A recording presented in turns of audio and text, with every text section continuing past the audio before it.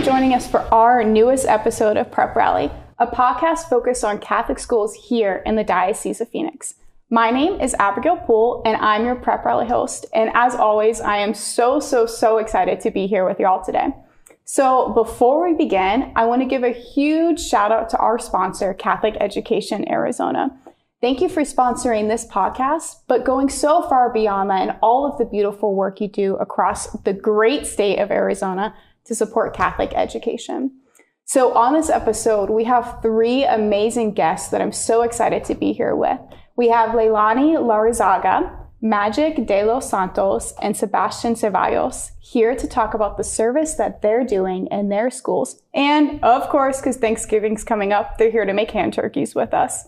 Welcome, y'all. Thank y'all for being here. Thank you. Yeah. So, okay, if we could start out by going around, if you'll tell us your name, your grade, school, and then something fun about yourself, like whatever you could think of that would be a fun fact to share with our audience. All right, my name is Magic Delos Santos. I'm a senior at Brophy College Prep.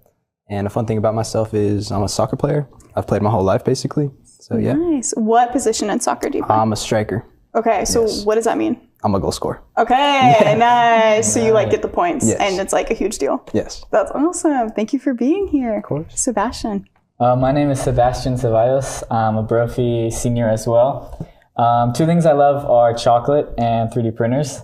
Oh. So I actually made my own 3D chocolate printing business to help make some money. Yo, okay. So how do you 3D print chocolate? So it's you pour a Hershey formula, but it uses palm oil, so it solidifies better instead of regular cocoa butter, and then it just prints into whatever design you want. Oh my gosh. And does it actually taste like chocolate? Yeah. That is so cool. So what does your logo look like on there? Do you have your own, I'm assuming you don't use the Hershey's logo for copyright issues? Okay, so what does your logo look like? It's more like a 3D printer with chocolate coming out of it. It's more on an Instagram, and then I sell the little crafts. But the crafts itself don't have my logo. Okay, that makes sense. Wow, that might be one of the most unique things I've heard of on this podcast so far. That's really cool. Okay, Leilani, what about you? I'm a junior at Bourgade Catholic, and a fun fact about me is that I'm actually an only child. I have no siblings. Wow, okay, so are people always oh my gosh, what's it like being an only child? Yeah. Do you feel you get that question a lot? Yeah, they're oh, you're so lucky. I wish I didn't have any siblings. But honestly, I don't feel like that. I feel I get really lonely without siblings. And yeah. And I have cousins, but I feel it's not the same thing. Yeah, it could be a little bit different. My husband is an only child, and I have 3 older siblings, and so it's very different. And he's always oh my gosh, Abigail, your family's so chaotic. How did you grow up with siblings? The difference is really funny to see. Yeah, and then I have a single mom too, so it's just me and her. And it's just seeing my friends' families, it's really different than mine. Yeah, very different. That's beautiful though, the relationship I'm sure you have with your mom. That's wonderful. Thank you for being here. Okay, so we're actually going to start with you. I have a question. So you're part of this Bourgade Buddies program, right? Mm-hmm. Can you kind of tell us what you do? Maybe what's the mission of Bourgade Buddies? So Bourgade Buddies was actually a program that just recently got started last year with our neighboring school. And we basically, every Wednesday, a few students from our school, we go over and hang out with the kids. Last year, we would hang out with them at lunch, talk to them, eat with them, and then we go out to the playground and just play with them, do whatever they'd like to do. And then recently this year, we just started doing reading buddies, where we go to the library with them, and they read to us, or if they're kindergartners, we read to them. Yeah. And it basically just helps them with their reading comprehensive skills and getting more confident reading to others. Nice. So you said it's with a neighboring school. What is the school? What's the name of the school that you do with? Oh, it's called Granada West. Well, it's a middle school and elementary school. So it's Granada West and Granada East. Okay. Nice. That's incredible. So what started this program? What was the goal of this Bourgade Buddies and to be able to reach out to students of that age?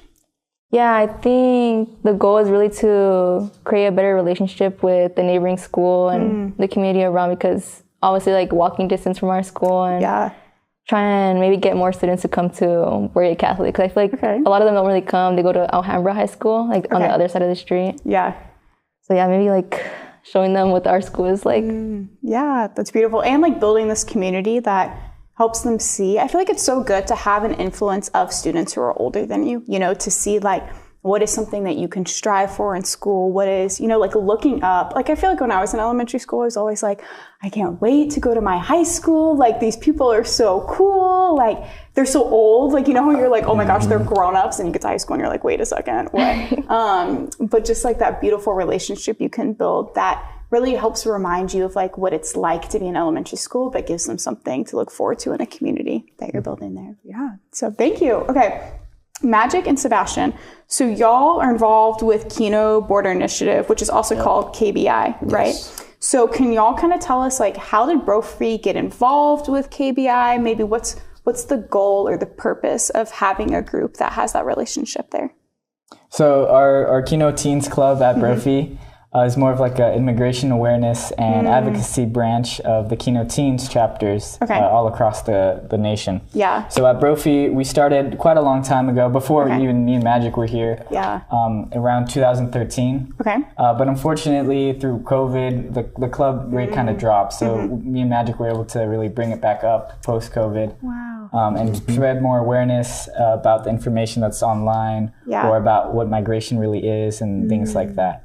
So like what's some of the programming that you'll have then in this group? So I think one of the best things that we've done together is we've done many tables at events at Brophy.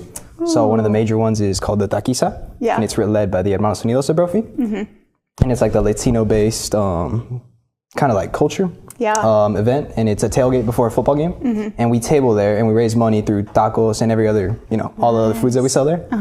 And that basically gives us money and we donate all that back to Kino at the border. Nice. So do y'all get to go? Okay, so Kino Border Initiative is in Nogales, Mexico, but they also kind of work in Nogales, Arizona as well, right? So do y'all ever get to go down to Nogales and kind of see the work that they're doing there firsthand? Yeah, I've been 3 different times in my 4 years. And how many of you? I think I've been around 8. Yeah. Oh my gosh. We've done it a lot together and then on our own too. Okay, so how often does Brophy take students then? About once a month. Wow. Yeah, it's a lot every year. Yeah, that is a lot. That's awesome. So what do you get to do when you're there? Like what does it look like when you're at KBI? What kind of work do you get to do with those who are there? I'd say it's one of the more eye-opening experiences that Brophy offers as like an immersion trip, because they really don't try to hide anything. It's more just you get to see the reality and the truth of what some of these migrants go through or where they stay, what they do with their day while they're waiting for refuge. And so it's really more just like an opportunity to experience and spend a day in the life as a migrant. Okay, that's really beautiful. Thank y'all. So all 3 of y'all are just doing this incredible work that's really impacting the communities locally and at large in so many ways. And I think often we can see service as, you know, maybe we're having a direct impact locally, but how does that have a ripple effect out into the world? You know, so it's beautiful to see that we can do something that's maybe at the school across the street, but then where are those students going to go in the world? Like, where are they going to have an impact? Or you can do something that's literally at Brophy, and then it travels into Mexico, and then how far does it go from there, the impact that you can have? So I'm really interested to hear what kind of impact are y'all seeing your programs, your organizations having on maybe your local community, the larger community, just any kind of impact that you're seeing or difference that it's making? Yeah, like really, I think it's in the school community because they're really young. They're kindergarten through 4th grade. And the first day that I actually went, I feel like I really saw a lot of students being mean to each other. And like, since the public school, I feel like they aren't really educated like within that way, like being respectful. So I really told them, I was like, as being a role model too, I would show them how to really treat others and how you shouldn't be speaking like unkind words to others. And I think it really like, they could take it far like into high school and middle school, because I feel like these days there is a lot of like negativity around. So yeah, just helping them like spread more positivity around their school. That's beautiful. So what's it kind of like when you like go in there? How much time are you able, because you're saying like you're seeing kind of what their school community looks like. So how much time are you able to spend in the school with the students? Yeah, we're there on Wednesdays. We go every Wednesday. Okay. And we go during their recess and lunchtime. So I really do see them how they act with their friends. And really? Yeah, with their friend groups and how they treat others that they may not like as much. Wow. That's awesome. So do they, like, I'm just imagining them like in recess, like on the playground. Like, are they just like so excited to have high schoolers there with them to like get to play on the playground with and everything like that? Right when I step on, they come and they basically all like hug me and they're like, oh, we're so excited to see you. And it's really heartwarming because a lot of them do remember my name too. And they're like, oh, we missed you. Like, we wait all week for you to come. Oh my gosh. That's so like, I just can't imagine the moment of stepping out there and realizing that they know you and they see you and it's like, we've been waiting for you. Like, how beautiful is it to have somebody that, you know, maybe you're like, okay, like I have a great opportunity. I get to go and I get to be with them and maybe I get to do something positive for them. But for them to say, no, I've been waiting for you. Like, I know you and I see you and I've been waiting to hug you, waiting to talk to you and everything. Just to be known and loved in that way is so beautiful. And how much of an impact that can have on a person doing service as well as putting themselves out into the community, that love can be, I don't know, just so transformative. I feel like, maybe not, you know what I mean though? Like, I feel like I'm not putting it in words and great words, but like, it can be so transformative on yourself, you know? Yeah. And then, again, I have no siblings. So they're basically like my siblings when I see them again. It's just really nice. Yeah, that's beautiful. Thank you. Okay, so how are y'all kind of seeing your KBI program? Wait, Kino Teens, what's it called again? Brophy Kino Teens. Thank you, Brophy Kino Teens. And it's part of the larger Kino Teens programs that are all across the U.S., right? Yes. Okay, so how are you seeing Brophy Kino Teens making an impact, not only on Brophy, but kind of further out than that as well?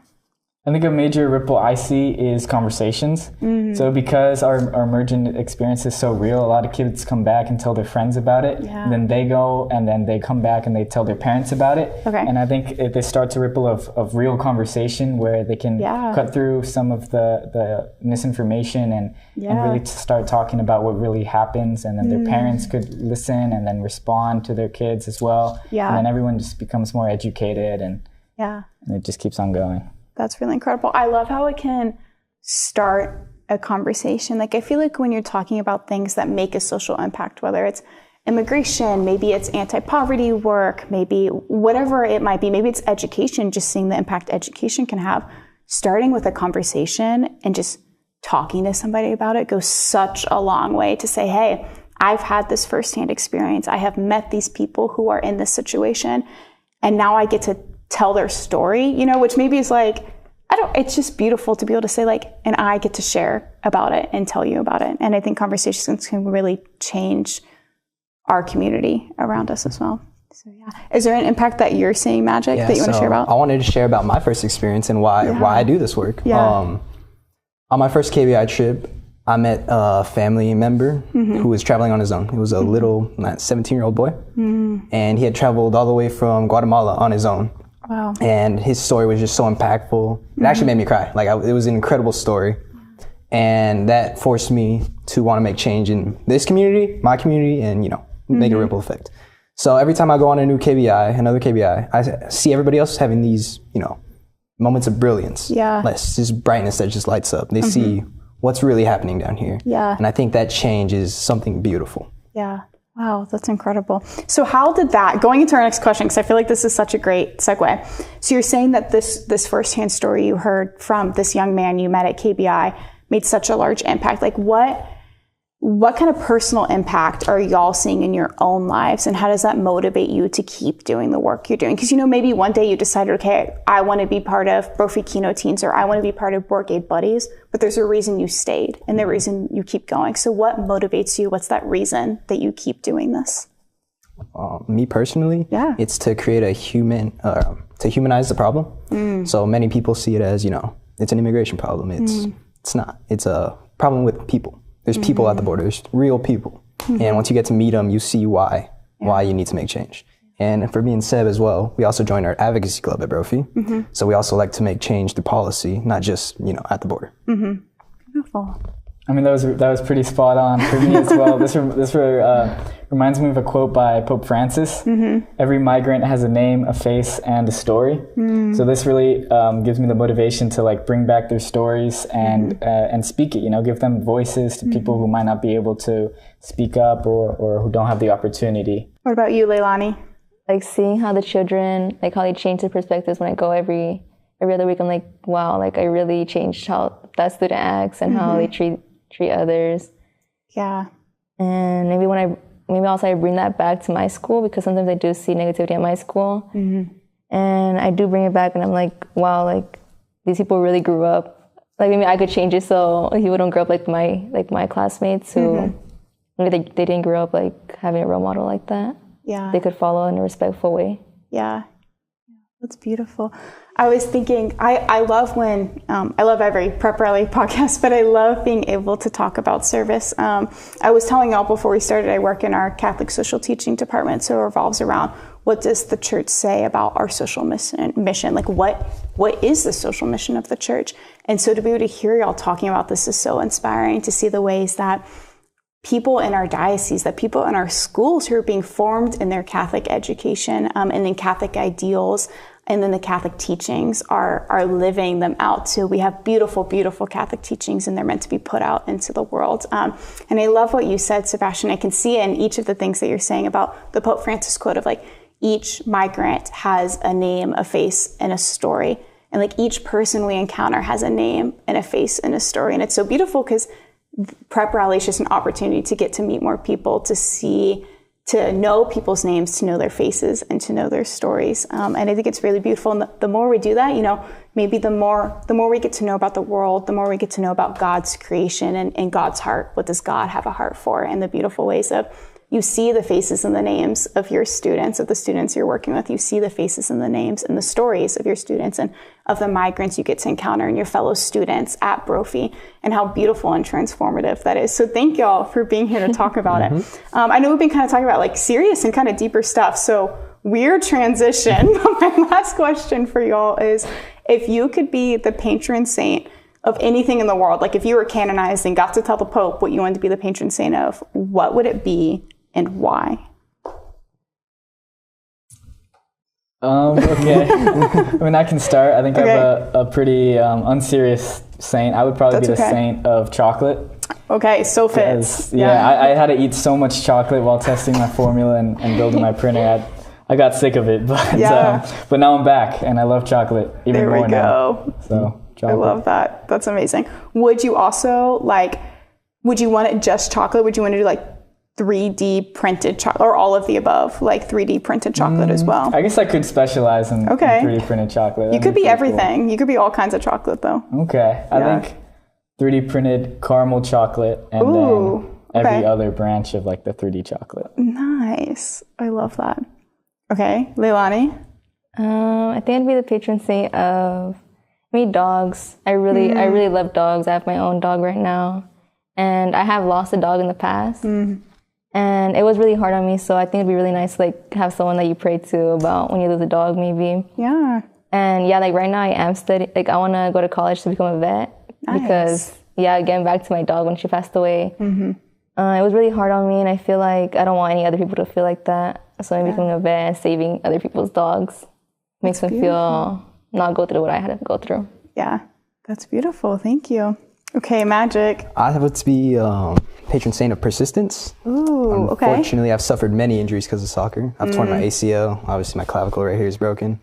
And just fighting through all adversities. Yeah. KBI has been a huge adversity. And that's just been a great fight for me in a way. Yeah, that's beautiful. Thank you.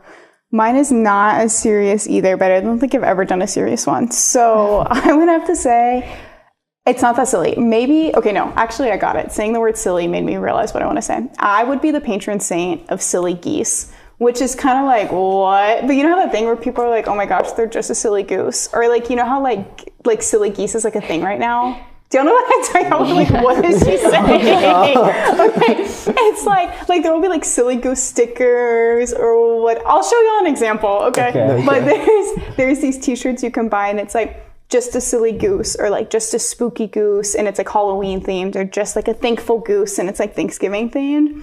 That's what I want to be the patron saint of. I'm working on getting one for every holiday. So I want to be known for that. Having, cool. I don't even like geese that much. They're mid. But I think the silly goose thing It's kind of funny. So you collect stickers like that? The silly goose thing? Yes, thank you. They make stickers. Yeah, they make stickers. I'll show y'all so you get a good example. Okay, we're running out of time, and I want to make sure everybody gets to show their hand turkeys. So or their hands that are semi-colored in. Okay, so if we could reveal our hand turkeys that we've been making while speaking, hold them up to the camera. Oh my gosh, Leilani's looks like professional. I like how y'all got like feathers in there. Is that what that is? Yeah. Okay. You're like, sure, that's all right. Okay, this is so creative. So I think that the people watching this video should go and comment and tell us what they think their favorite hand turkey is, and then we can go back and look through. And then nothing's going to happen from that, but like, you can at least know what people think their favorite one is. Okay, thank you all so much for joining us today for such a wonderful and beautiful conversation on service. It was just great to hear what Bourgade and Brophy are doing and the incredible work that you're doing to make an impact on our community. So thank you all so much for joining us. It's been a blessing. Thank you.